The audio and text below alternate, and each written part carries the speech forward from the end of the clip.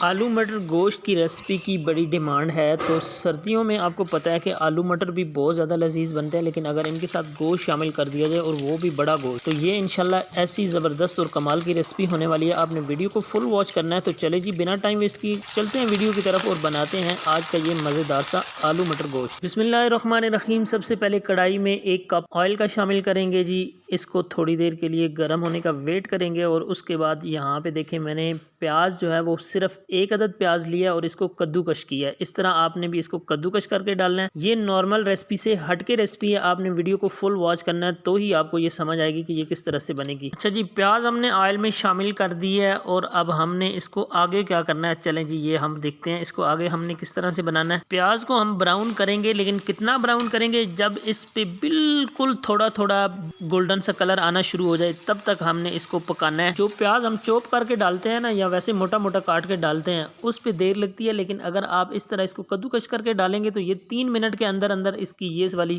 آپ دیکھ رہے ہیں سائڈ پہ یہ کنارے پہ اس کا یہ کلر آنا چاہیے۔ جو ہی یہ کلر آنا شروع ہوئے تو آپ نے لہسن کے 6 سے 7 عدد لہسن کے جو جوے ہوتے ہیں نا، ان کو باریک بالکل باریک کاٹا ہے، ان کو میں نے ایک طرح سے کدو کشی کیا ہے، وہ اس میں ڈال دی ہیں۔ 2 منٹ کے لیے ہم نے اس کو پکانا ہے۔ 2 منٹ میں اس کی بہت ہی پیاری سی خوشبو آنا شروع ہو جائے گی اور اس کا جو کچا پن ہے وہ دور ہو جائے گا لہسن کا۔ جب لہسن کے ساتھ آپ پیازوں کو پکائیں گے نا، تو آپ دیکھ رہے ہیں کہ کلر جو ہے مسلسل چینج ہوتا جا رہا ہے، پیازوں کا گولڈن سے گولڈن ہوتا جا رہا ہے۔ تو آپ نے بہت زیادہ دیر کسی چیز میں بھی نہیں لگانی، یہ چیز یاد رکھنی ہے، ورنہ آپ کے پیاز بالکل بلیک ہو جائیں گے، کلر خراب ہو جائے گا، ٹیسٹ خراب ہو جائے گا۔ اس سٹیج پہ ہمارے پاس ابلا ہوا گوشت ہے، یہ آدھا کلو گوشت ہے، بڑا گوشت، یہ ہم نے اس میں شامل کر کے اس کو ہم نے 5 منٹ اس کے اندر فرائی کرنا ہے۔ پیازوں کے ساتھ لہسن کے ساتھ ہم نے گوشت کو جب فرائی کرنا ہے تو اس کی وہ خوشبوئیں اٹھیں گی کہ پورا محلہ مہک اٹھے گا۔ یہ ریسپی آپ نے ضرور ٹرائی کر لینی ہے، اور میرے چینل کو سبسکرائب کر لینا ہے، ساتھ میں لگے ہوئے بیل کے آئیکن کو پریس کر لینا ہے تاکہ جو بھی میں نئی ویڈیو ڈالوں وہ آپ تک پہنچے۔ تو اس کو 5 منٹ میں فرائی کر لوں،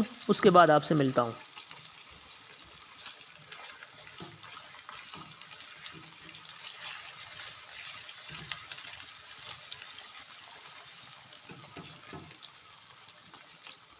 دیکھیں جی، ہم نے گوشت کو اتنا فرائی کیا ہے کہ پیازوں کا اور لہسن کا جو کلر ہے وہ اچھا خاصا ڈارک ہو گیا، لیکن گوشت کے اوپر اچھا کلر آ گیا۔ اس حد تک آپ نے اس کو کرنا ہے، لیکن یہ جو چیزیں ہیں ان کو کالا بالکل بھی نہیں کرنا۔ یہ تھوڑا بہت آپ کو کالا لگ رہا ہوگا، لیکن یہ ہے کالا نہیں، لائٹ افیکٹ کی وجہ سے ہوگا۔ مٹر ہے ہمارے پاس، آدھا کلو ہی مٹر تھے، ان میں سے دانے نکال کے اس کے اندر شامل کر دی ہیں۔ ان کو بھی ڈائریکٹ ہم آئل میں ہی فرائی کر رہے ہیں۔ آپ دیکھیں یہاں پہ یہ چٹخارے بھی ماریں گے، آپ نے اس چیز کا دھیان رکھنا ہے، لیکن ان کا جو ٹیسٹ اور فلیور نکل کے آنا ہے نا، وہ بڑا کمال کا ہونے والا ہے۔ اچھا جی، مٹروں کو ہم نے نا اس کے اندر صرف اور صرف 2.5 سے 3 منٹ جسٹ فرائی کرنا ہے، اس سے زیادہ ہم نے مٹروں کو فرائی نہیں کرنا۔ سبزی ہم نے اس میں شامل کر دی ہے، آپ اس سبزی نے خود کا بھی پانی چھوڑنا ہے، اور اگر آپ کو لگے کہ آپ کے جو پیاز اور لہسن ہے یہ جلنا شروع ہو گئے ہیں تو آپ اس میں تھوڑا سا پانی اپنی طرف سے شامل بھی کر سکتے ہیں۔ ہمارے پاس جو گوشت کا ابلا ہوا یخنی والا پانی ہے، ہم وہی جب بھی ضرورت پڑے گی شامل کریں گے، آپ کچا پانی بھی شامل کر سکتے ہیں۔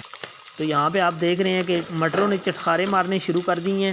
یہ جب چٹخارے مارتے ہیں نا تو آپ نے ان سے تھوڑا بچ کے رہنا ہے، لیکن اتنا بھی کوئی مسئلہ نہیں ہوتا، یہ تھوڑے بہت ہی ماریں گے، اگر آپ اسپیچلا ہلاتے رہیں گے تو زیادہ چٹخارے بھی نہیں بجیں گے۔ میں مٹروں کو فرائی کر لوں، اس کے بعد آپ سے ملتا ہوں۔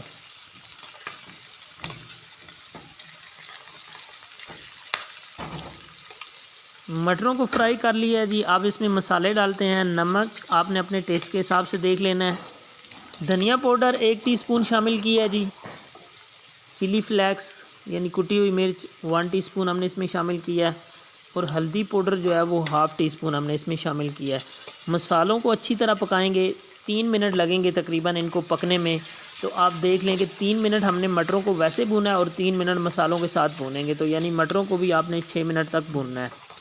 جہاں آپ کو لگے پانی کی ضرورت ہے وہاں آپ نے تھوڑا سا پانی اس میں شامل کر دینا ہے۔ پانی ڈالنے سے بالکل بھی نہ گھبرایا کریں، مسالے کو کچھ بھی نہیں ہوتا، پانی آپ شامل کر سکتے ہیں جہاں چاہیں وہاں پہ۔ تو مسالوں کو اچھی طرح پکا لیں، اس کے بعد آپ سے ملتے ہیں۔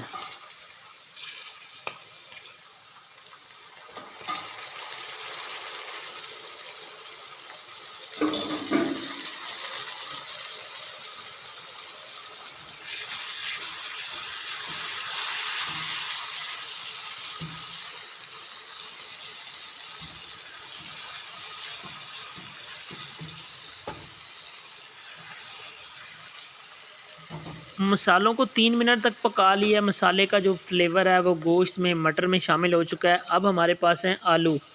कद्दूकश किया हुआ 1 अदद आलू है। आजकल जो फ्रेश आलू आ रहे हैं उसके छिलके भी बिल्कुल नॉर्मल से ही होते हैं, मैंने उसको भी नहीं उतारा। इसी तरह उसको कद्दूकश करना है आपने और इसके अंदर डाल देना है। तो ये देखें जी, हमने हर चीज़ जो है इसके अंदर कद्दूकश करके शामिल की है। आप ये समझ लें कि ये एक कद्दूकश का मिक्सचर तैयार हुआ है। तो इंशाल्लाह ये चीज़ जब आप तैयार करेंगे और फ़ीडबैक मुझे बताएंगे कमेंट्स की सूरत में कि आपकी ये रेसिपी कैसी बनी थी। इस वक्त जो इसके अंदर से कमाल की खुशबुइयाँ उठ रही हैं, यकीन करें मैं आपको बता नहीं सकता। ये आप ट्राई करने पे ही फील कर सकेंगे। टमाटर हमने इसमें पहले शामिल नहीं किए थे, टमाटर हमने इस स्टेज पे शामिल किया है। 1 अदद टमाटर शामिल किए, साथ ही 2-3 चम्मच इसमें पानी की शामिल कर देंगे। स्टीम बनेगी तो उससे ये टमाटर जो है वो हमारा बहुत अच्छी तरह गल जाएगा। टमाटर डाल के भी हमने इसको 1 से 2 मिनट के लिए फ्राई कर लेना है ताकि टमाटर हमारा नरम हो जाए, थोड़ा पानी छोड़ दे।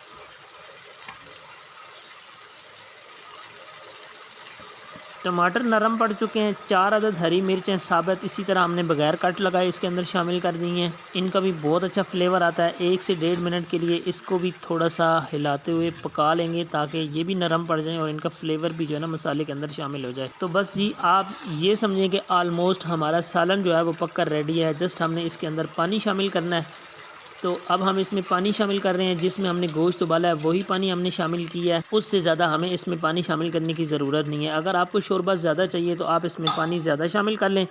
एक दफ़ा सारी चीज़ों को आपस में मिक्स कर दें, अच्छी तरह हिला जुला दें ताकि सब चीज़ें अपनी अपनी जगह पे एडजस्ट हो जाएं।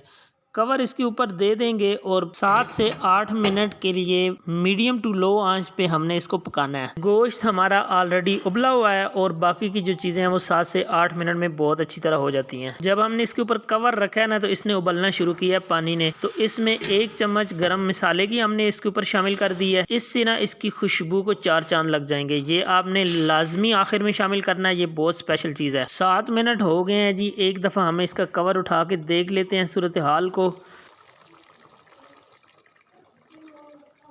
यहाँ पे देखें पानी काफ़ी हद तक इसका कम हो चुका है और चीज़ें गलने की तो हमें कोई फिक्र है ही नहीं, क्योंकि ऑलरेडी हमने इनको इतना ज़्यादा फ्राई किया है कि ये अच्छी तरह गल चुकी हैं चीज़ें। अगर आपको लगता है कि कहीं पे थोड़ा बहुत मसला है तो आप इस तरह स्पैचुले की मदद से टमाटर वगैरह के जो छिलके होते हैं ना उनको आप सेट कर लें। एक मुट्ठी भर के हमने कसूरी मेथी ली है, ये इसके ऊपर हाथ की मदद से क्रश करके डाल देंगे।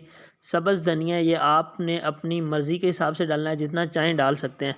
सालन हमारा बनकर रेडी हो चुका है, बहुत ही मज़े की खुशबुइयाँ उठ रही हैं। इसके ऊपर 1 से 2 मिनट के लिए कवर रखेंगे और चूल्हा बंद कर देंगे और आपके सामने ये हमारी फाइनल लुक आ रही है। आपको ये आज की रेसिपी कैसी लगी है आपने हमें ज़रूर बताना है, दुआओं में याद रखना है। मुझे दीजिए इजाज़त, मिलते हैं किसी नेक्स्ट रेसिपी के साथ। अल्लाह हाफिज़।